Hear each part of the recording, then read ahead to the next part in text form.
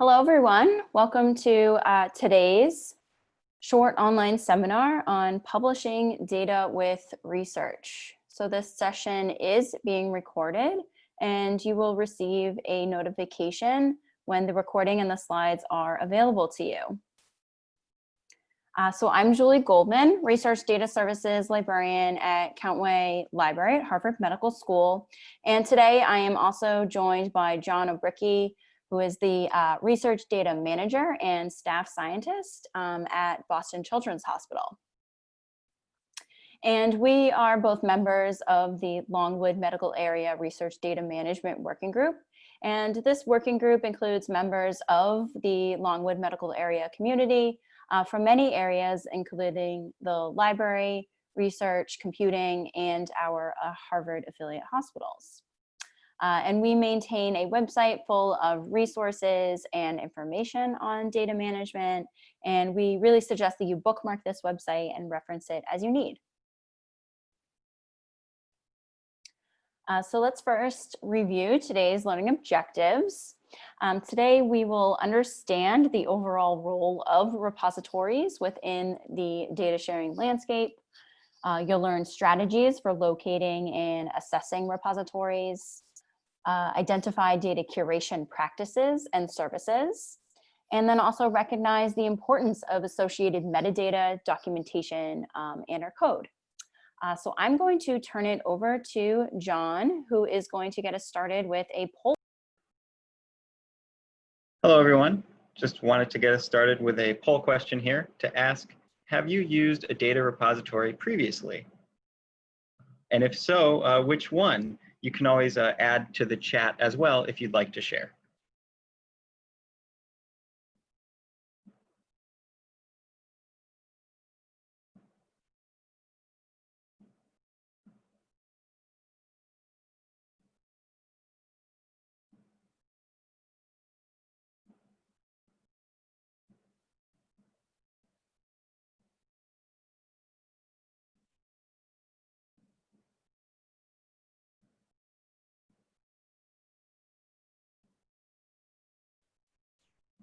So this is great. Thank you, everyone, for participating in the poll. It looks like we have a distribution of responses here. We have some who have used it before. The majority said no, they haven't used a data repository before, and some viewers are here to learn about what is a repository.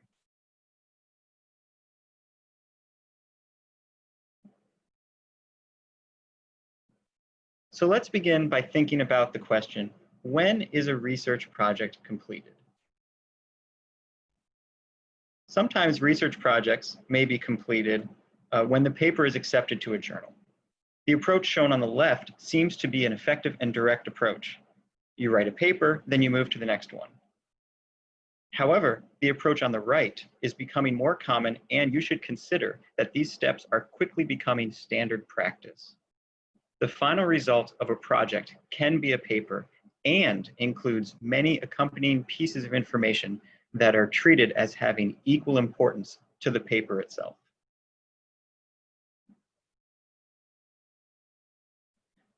So let's have another poll question here. For example, when you read a paper, how do you utilize the supplemental data provided?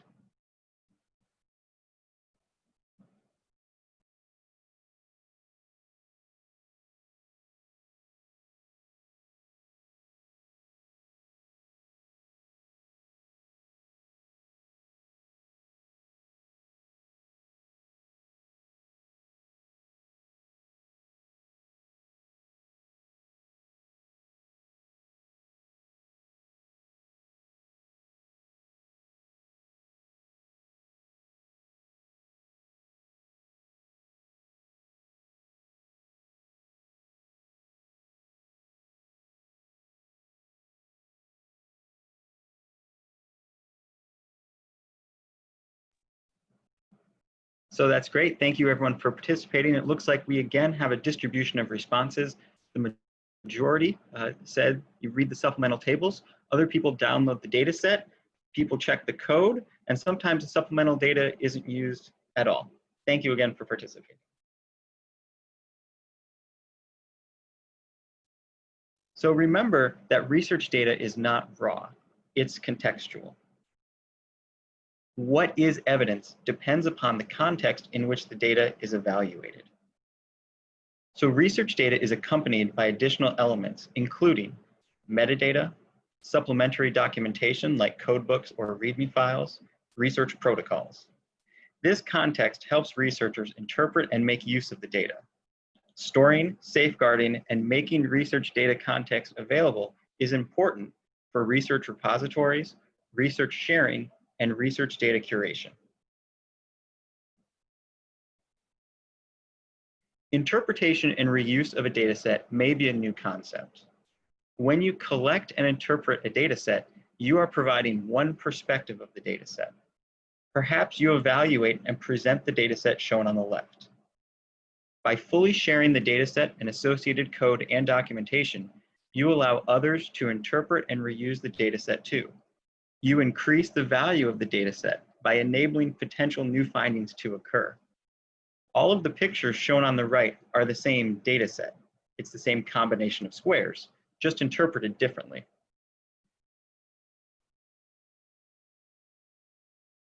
Much of the recent push for this research data context can be summarized by the FAIR principles for data management. You may have heard about FAIR already. Publishing data with research fits within these FAIR data principles.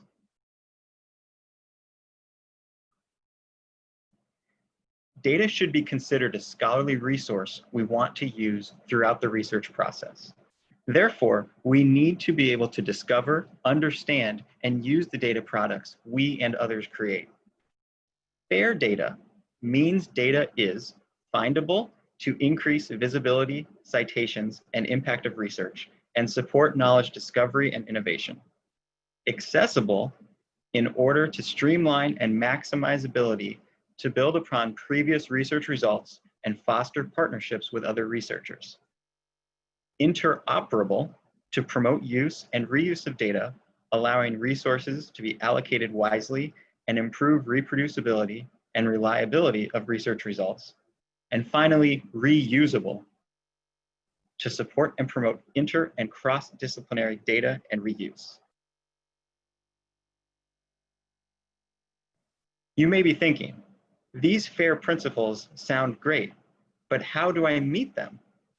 Here are some examples of ways that you can meet FAIR principles when publishing data with research. If you try to include each of these components, you increase the likelihood that the data you provide will be found, understood, and used in the future. You can keep these items in mind when evaluating potential data repositories too.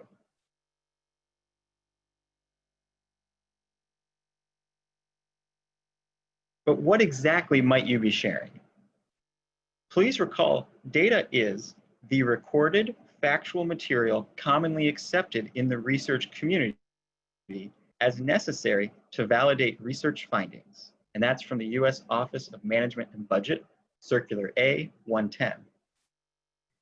So data may be considered different things to different researchers in various disciplines, and this all depends on the research context.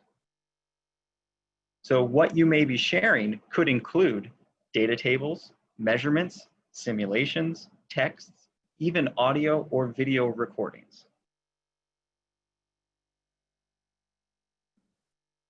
So this diagram shows how we might work with traditional scholarly resources throughout a project, such as primary sources or collections from the library or databases.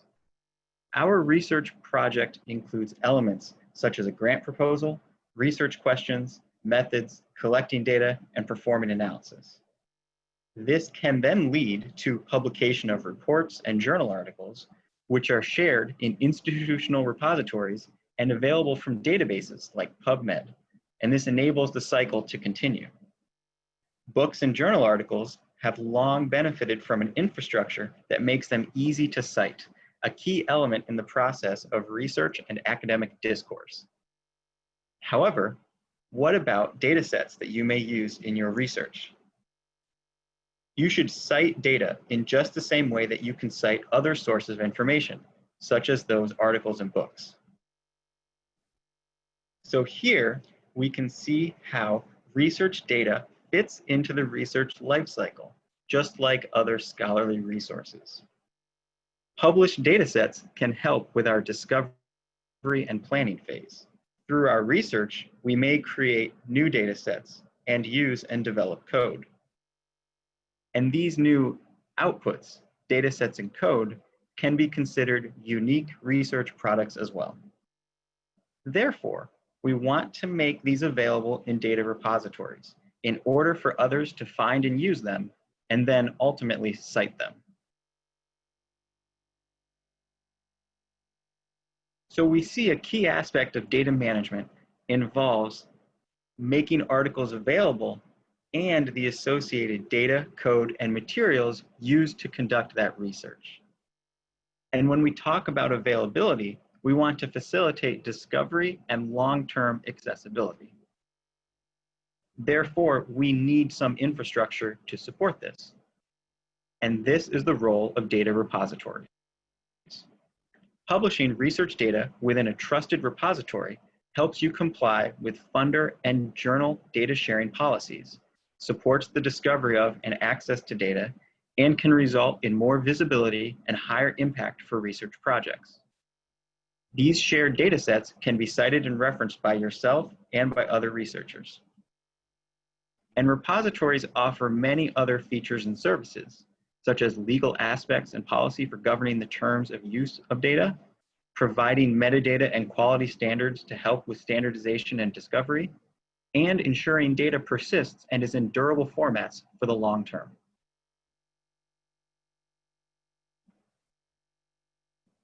But why should you publish data with research?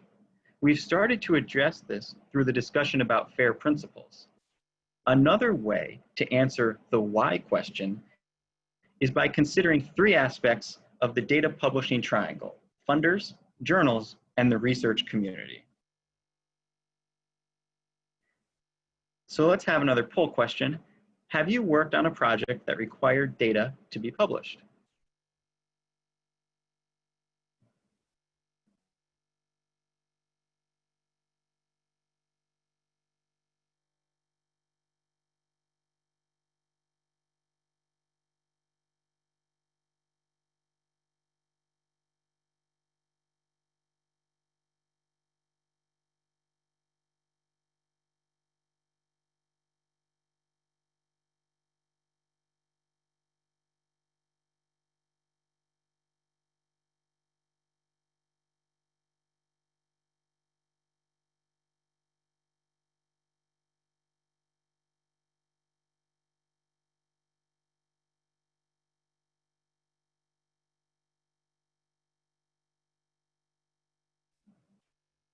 So this is great. Thank you everyone for participating.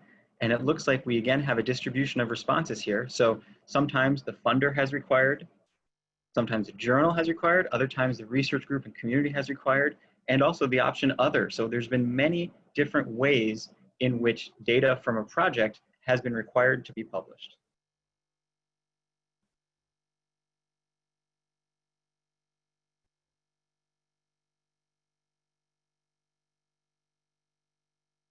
So here, publishing data, why?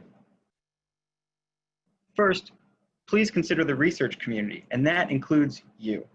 So when you publish data with your research, you could help others locate your data, and this could increase the use and visibility of the data set. Your research could have greater impact long-term because others can access and evaluate the data. So this example here shown with the box plot is from a study of 85 cancer microarray clinical trial publications. The articles that provided data publicly received a greater share of the total number of citations across the 85 studies.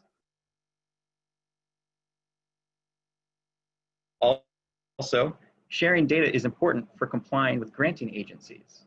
Major national funding agencies, such as NSF and NIH, require some level of data sharing. Therefore, if you have funding from one of these agencies, you must indicate how and when you plan to share your data in a repository, and you will be asked to supply any persistent identifiers of your data to your funder through progress reports and at the end of the funding period. Each agency has their own policy and may indicate how data needs to be shared. For example, telling you which repository you should use. You can explore each of these organizations on a website, which is available at sparkopen.org.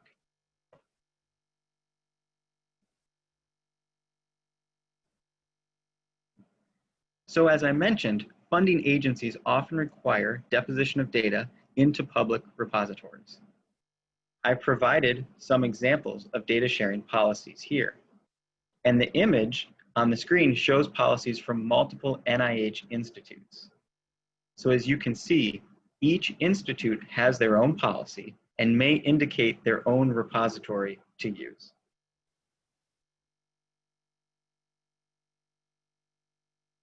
Additionally, we're also seeing interest in data publishing from journals and publishers.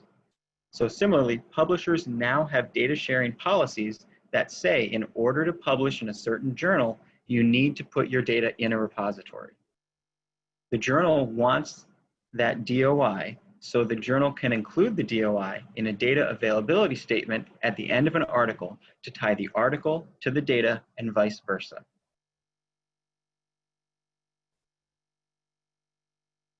Here, I've included policies from some of the major journals and publishers. Again, journals may indicate specific partner repositories or leave it open to the author. So I suggest that when you are deciding where to publish, you be sure to review any data availability requirements. And I also suggest you review possible journals at the start of your project so that you can indicate your plans in your data management plan. This will help you plan for data sharing and metadata collection.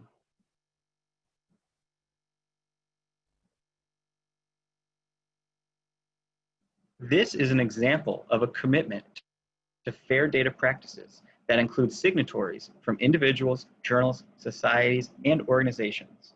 And this is included just to demonstrate the widespread interest in adopting fair practices in research.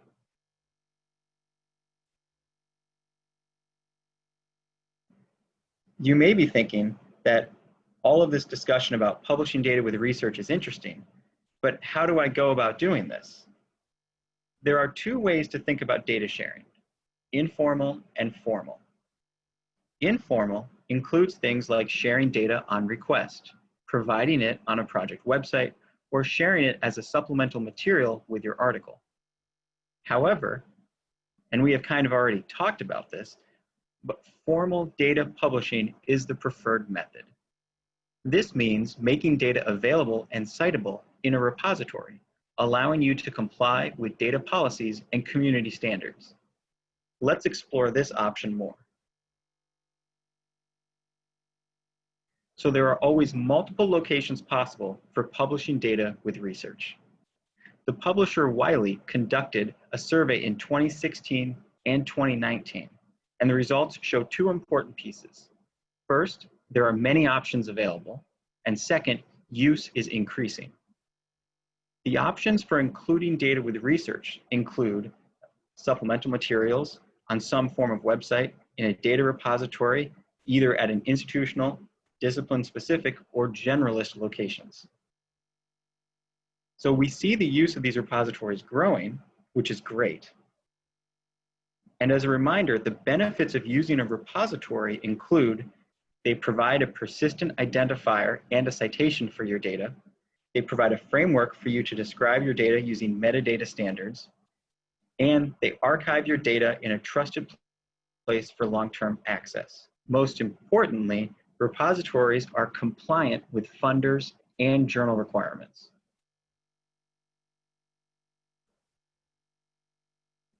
So ideally, here is a flow chart of how you can identify the right repository for publishing your data. You start with the project funder. Does your grant indicate where the data should go? If not, think about where are you going to publish? Does your journal have a policy? If the journal does not have a policy, see if there is a repository that is widely used and accepted in your subject area. If there is no consensus, Look to see if your institution has an institutional repository that supports sharing data. And if that is also not the case, then you can identify and use a general repository.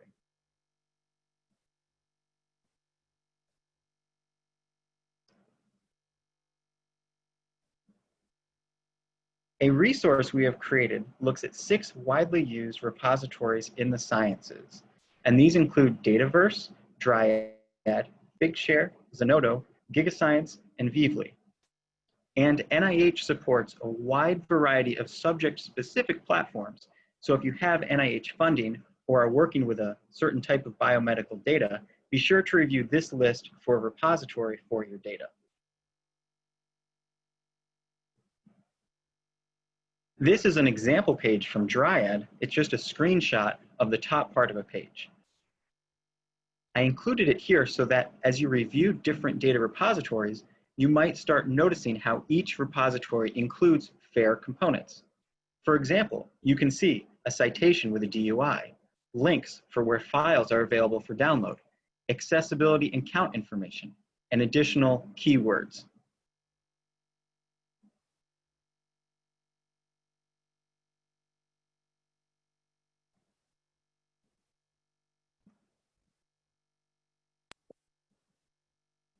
So here is a, go ahead, Julie.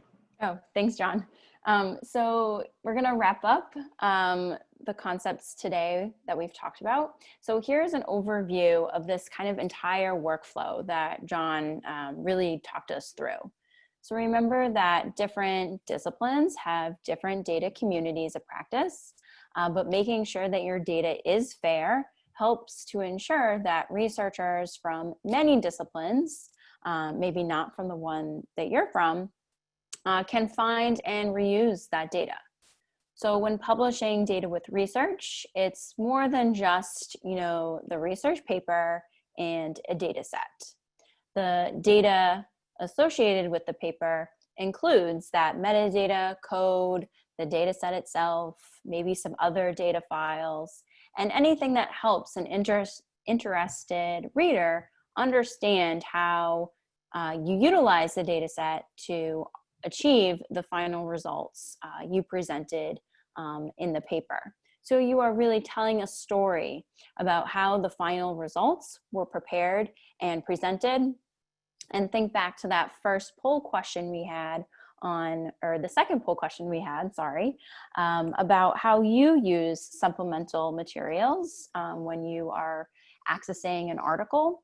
If you can easily find, the data, the associated code, and all the supporting documentation, you can get this full story about the article that you are reading. So ideally, you will conduct some research, you'll create and manage these data sets and associated supplementary supporting documentation, making sure that it's fair. You will maybe work with a curator or a repository to describe that data and deposit it or publish it into a selected repository. And then that allows other researchers to discover and reuse that data. So let's review the concepts that John and I walked through with you today. So data repositories can store code, metadata, and all types of associated data from a research study.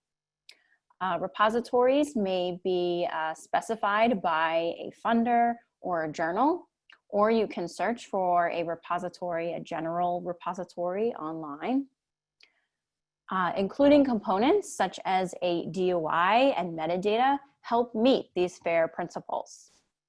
And then publishing data is becoming more common and should be planned for rather than seen as, an add-on to your projects, something that you do at the end. You should really be planning for it from the start.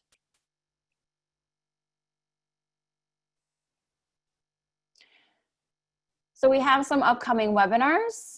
Specifically next week, we'll actually be talking about increasing your research impact. So how can you see your professional impact grow in in this space by publishing your works. We'll be talking about that. And then be sure to look for more seminars next month in October. So thank you all for joining today. The recording and the slides will be made available on our website. We would appreciate your feedback on today's session. So please fill out the survey at the link provided on the slide.